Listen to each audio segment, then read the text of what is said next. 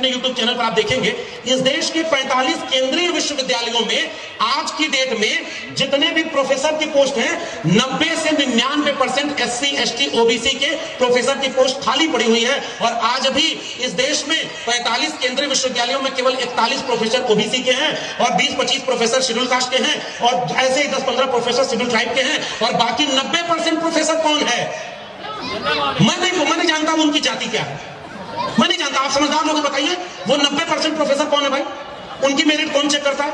अब एक बात बताइए, अभी भारत में एक रिपोर्ट आई है, वो रिपोर्ट कह रही है कि इस देश में 1% लोगों के पास 40.5% संपत्ति का कब्जा है। आपने रिपोर्ट पढ़ी क्या? जानते हैं ना वो रिपोर्ट? इसको आसान भाषा में कहूं तो 100 लोग अगर इस देश में हैं और 100 रुपया इस देश का है तो 100 रुपया में से एक आदमी 40.5 रुपया कब्जा किए हुए है और 50 आदमी केवल 3 रुपया में गुजारा कर रहे हैं। मैं जानना चाहता हूं कि वो जो 50 आदमी 3 रुपया में गुजारा कर रहे हैं वो कौन से समुदाय के हैं? ये जानना मेरे हक है और इसका अधिकार मुझे भारत का संविधान देता है। सबसे ज्यादा गरीब कौन है भाई?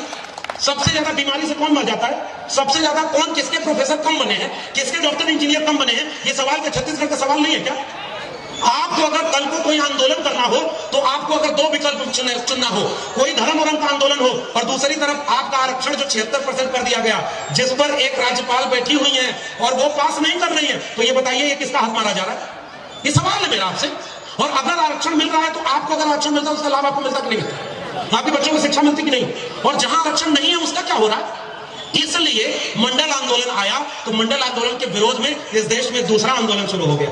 पता है कि नहीं? इस देश में दूसरा आंदोलन शुरू हो गया। हम ये जानना चाहते हैं, हम केवल ये गुजारिश करने आए हैं, ये संविधान, भारत का संविधान स्कूल, कॉलेज, विश्वविद्यालय, अस्पताल, पढ़ाई, कमाई, सिंचाई, दवाई, इन सारी चीजों को लेकर के लड़ाई लड़ने की बात करता है। डॉक्टर बाबा साहब अंबेडकर ने कहा, एजुकेट, ऑर्गेनाइज और एजिटेट। मैं आपसे एक अपील करके जा रहा हूं, रीड, राइट एंड फाइट। पढ़ाई, लिखाई और लड़ाई का वक्त आ गया है साथियों।